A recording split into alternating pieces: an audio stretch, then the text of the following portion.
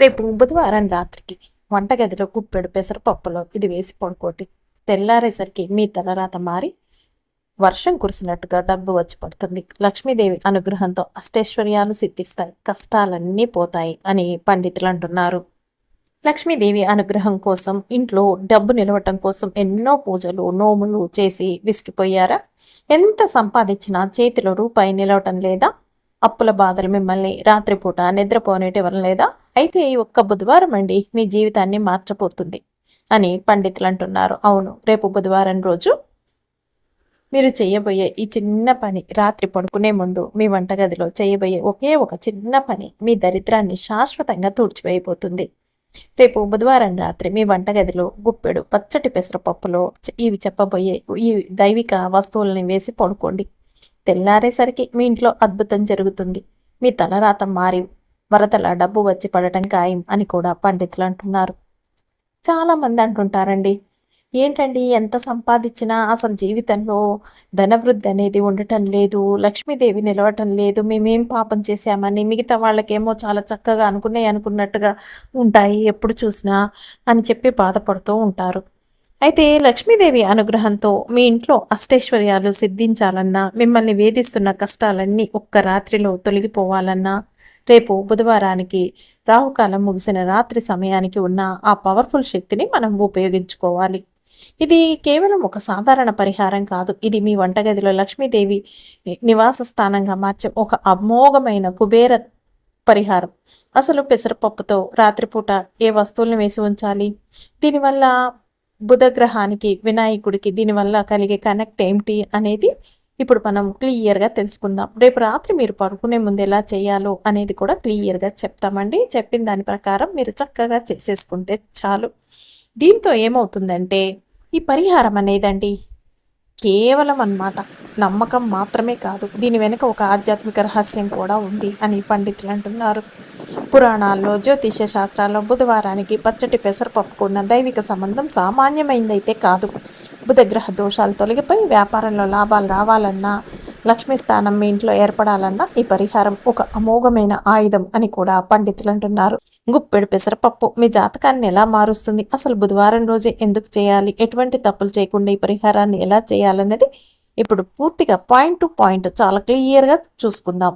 అది బోర్డు మీద కూడా రాసి చూపిస్తానండి, కాబట్టి ఎక్కడ స్కిప్ చేయకుండా చూడండి, అప్పుడే మీకు చక్కగా అర్థమవుతుంది. అంతేకాదండి, మీరు వీడియోని లైక్ చేయడం అస్సలు మర్చిపోకండి. అంతేకాదండి, మీరు ఫస్ట్ సారి మా ఛానల్కి వచ్చినట్టయితే సబ్స్క్రైబ్ చేసుకోండి. అంతకుముందు వచ్చి కూడా సబ్స్క్రైబ్ చేసుకుని వారు ఉంటే తప్పకుండా సబ్స్క్రైబ్ చేసుకొని పక్కనే ఉన్న బెల్ ఐకాన్ని ప్రెస్ చేయండి మరిన్ని ఇలాంటి వీడియోల కోసం. అంతేకాదండి, ఈ వీడియోని మీకు తెలిసిన వారందరికీ షేర్ చేయండి. చేస్తారు కదూ? ఏమిటంటేనండి, బుధగ్రహం వినాయకుడికి ఈ డబ్బుకి మధ్య ఉన్న మ్యాటర్ ఏంటన్నది తెలుసుకుందాం. బుధుడు, వినాయకుడు, ధనం. అసలు బుధవారం రోజు ఈ పెసరపప్పు పరిహారం ఎందుకు చేయాలి, దీని వెనుక ఉన్న అసలైన దైవిక రహస్యం ఏంటో తెలుసా? బుధగ్రహం అంటే బుద్ధి మరియు వ్యాపారం. జాతకంలో బుధగ్రహం బలంగా ఉంటేనే వ్యాపారంలో లాభాలు వస్తాయి, లక్ష్మి కటాక్షం కలిగి డబ్బు చేతిలో నిలుస్తుంది. బుధగ్రహానికి అత్యంత ప్రీతికరమైన ధాన్యం ఈ పచ్చటి పెసరపప్పు. బుధవారానికి అధిపతి వినాయకుడు. బుధగ్రహ దోషాలు పోవాలన్నా, వ్యాపారంలో ఉన్న విఘ్నాలు అడ్డంకులు తొలగిపోయి ధనలాభం కలగాలన్నా మనం బుధవారం రోజు విఘ్నేశ్వరుణ్ణి పూజించాలి. ఇక బుధ దోష నివారణ. ఎవరికైతే బుధ దోషం వల్ల వ్యాపారంలో నష్టాలు వస్తున్నాయో, అప్పుల బాధలు పెరుగుతున్నాయో వారు బుధవారం రోజున వినాయకుడికి ఈ పెసరపప్పును లేదా పెసర్లతో చేసిన నైవేద్యాన్ని సమర్పిస్తే బుధగ్రహ శాంతించి కోటీశ్వరులు అయ్యే యోగం పడుతుందని కూడా పండితులు అంటున్నారు. అయితే ఈ పెసరపప్పుకు ఉన్న దైవిక శక్తి ఏమిటి అన్నది కూడా మనం తెలుసుకొని ఈ పరిహారం అనే దాంట్లోకి వెళ్దామండి. చాలామంది పెసరపప్పుని కేవలం వంటగదిలో ఉండే ఒక పప్పు ధాన్యంగానే చూస్తారు.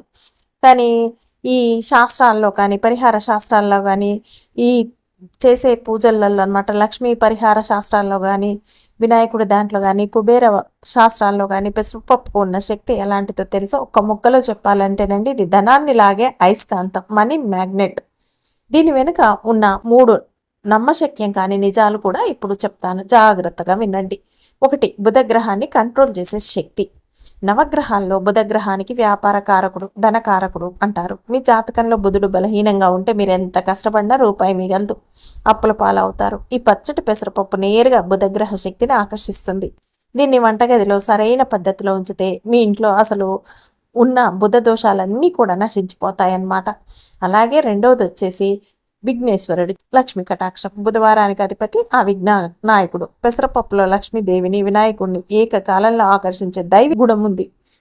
ఏకకాలంలో ఆకర్షించే దైవిక గుణం ఉంది. అందుకే బుధవారం రాత్రి పరిహారం చేస్తే మీ ఇంట్లో ఉన్న నకారాత్మక శక్తి, నెగిటివ్ ఎనర్జీలు అంతా పోయి కుబేర స్థానం యాక్టివేట్ అవుతుంది. 3 దరిద్రాన్ని తుడిచివేసే పచ్చదనం. ప్రకృతిలో పచ్చదనానికి ఈ గ్రీన్ కలర్ బుధగ్రహానికి లంకె ఉంటుందండి. పచ్చటి పెసరపప్పు ఎక్కడైతే పూజపూర్వకంగా ఉంటుందో అక్కడ లక్ష్మీదేవి చంచలంగా ఉండకుండా స్థిర నివాసం ఏర్పరచుకుంటుంది. అందుకే రేపు రాత్రి వంటగదిలో పరిహారం అస్సలు మిస్ అవ్వకండి. ఇది చాలా మందికి తెలియని రహస్యం.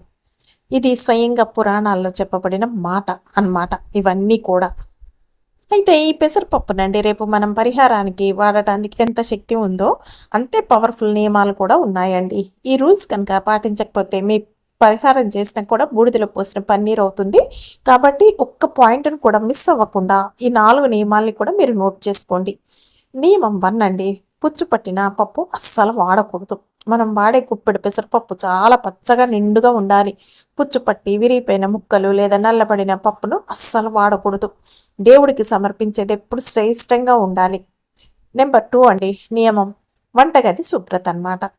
బుధవారం రాత్రి ఈ పరిహారం చేసే ముందు మీ వంటగది సింక్లో ఎంగిలి గిన్నెలు అస్సలు ఉండకూడదు. వంటగదిని శుభ్రంగా కడిగి లక్ష్మీదేవిని తలుచుకుంటూ ప్రశాంతమైన మనసుతో రాత్రి పడుకునే ముందు మాత్రమే ఈ పరిహారాన్ని ఇక్కడ మనం చేయాలి.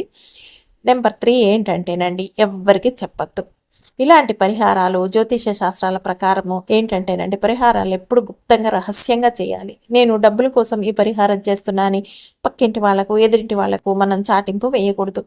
మీ ఇంట్లో వాళ్ళకి తప్ప బయట ఎవరికి ఈ విషయం తెలియకూడదు. నియమం 4 అండి, మీరు ఈ రాత్రి వంటగదిలో పెసరపప్పు పరిహారం పెట్టిన తర్వాత తెల్లారే వరకు అంటే దాన్ని మళ్ళీ మీ చేతితో తాకటం కానీ స్థానచలనం చేయటం అంటే కదల్చడం కానీ చేయకూడదు. ఈ రాత్రి అంతా అది బుధగ్రహ కిరణాలని లక్ష్మీ శక్తిని ఆకర్షిస్తూ ఉండాలన్నమాట. అలాగే అని పండితులు అంటున్నారు. ఈ 4 నియమాలు పాటిస్తూ రేపు బుధవారం రాత్రి కనుక మీరు ఈ పరిహారం చేస్తే మీ తలరాత మారటాన్ని ఎవ్వరు కూడా ఆపలేరు అని పండితులు అంటున్నారు.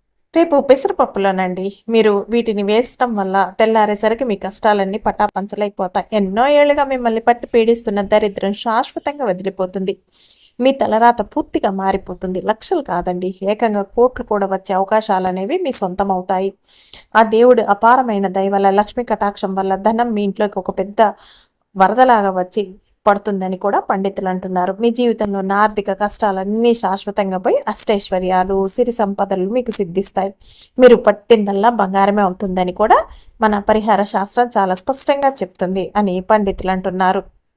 మరి ఇంతకీ రేపు బుధవారం రోజు ఆ కుప్పెడు పెసరపప్పులో మనం ఏం వేయాలి, ఏ పదార్థం వేస్తే మనకు అంత అదృష్టం కలిసి వస్తుంది, మనల్ని పట్టి పీడిస్తున్న దరిద్రం ఎలా దూరం అవుతుంది అని అతి ముఖ్యమైన విషయాన్ని వీడియోలో మనం చాలా వివరంగా తెలుసుకుందాం.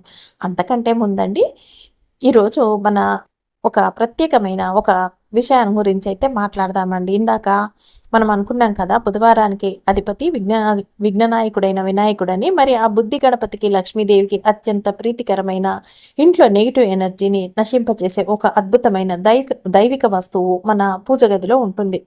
లక్ష్మీదేవి సముద్ర మదనం నుండి ఉద్భవించినప్పుడు ఆమెతో పాటే పుట్టిన ఆ పవిత్రమైన ఆ వస్తువు పేరేంటి అంటే ఆ శంఖం అన్నమాట. ఆ శంఖం పేరేమిటి, దాన్ని మనం పూజల్లో అత్యంత శ్రేష్టమైనదిగా భావిస్తాం.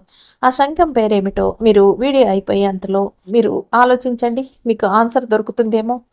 మధ్యలో నేను ఆన్సర్ చెప్తాను దానికి ఆ శంఖం పేరేమిటి అన్నది. ఇక ఆ పరిహారంలోకి వెళ్ళిపోదామండి. మనం ఏంటంటే ఇప్పుడు అందరం కూడా ఈ అద్భుతమైన పరిహార విధానాన్ని ఈ రహస్య పదార్థాలని ఏమిటి అన్నది ఇక్కడ చూపిస్తున్నాను. జాగ్రత్తగా చూడండి, ఎక్కడ తప్పులు చేయకండి. రేపు బుధవారం రాత్రి మీరు భోజనాలన్నీ మిగుల్చుకొని వంటగదిని శుభ్రం చేసుకున్న తర్వాత ఒక చిన్న రాగి పాత్ర లేదా కంచు గిన్నెని తీసుకోండి. ప్లాస్టిక్ స్టీలు అస్సలు వాడద్దు. స్టెప్ 2 ఏమిటంటే ఆ పాత్రలో మీ కుడి చేతితో గుప్పెడు పచ్చటి పెసరపప్పుని వేయాలన్నమాట.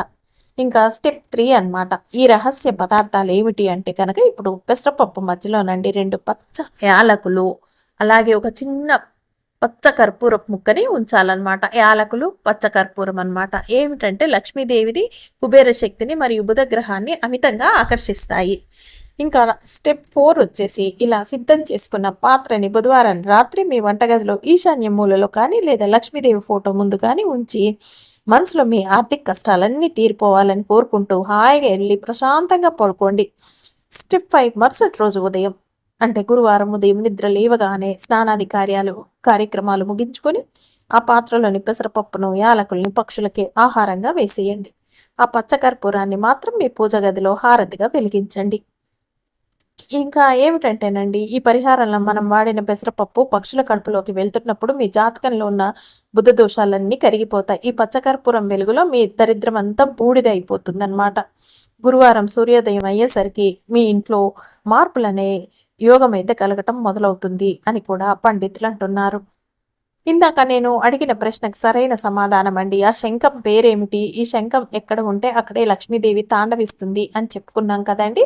ఆ శంఖం పేరేమిటి అంటే దక్షిణావర్త శంఖం. లక్ష్మీదేవి సముద్ర మదనం నుండి ఉద్భవించినప్పుడు ఆమెతో పాటు శంఖం కూడా పుట్టింది. అందుకే దీన్ని లక్ష్మీదేవి సోదరుడిగా భావిస్తారు. ఎవరింట్లో అయితే ఈ దక్షిణావర్త శంఖం ఉంటుందో అక్కడ దరిద్రం అస్సలు ఉండదు, నిరంతరం ధనలాభం కలుగుతుంది అని కూడా పండితులు అంటున్నారు.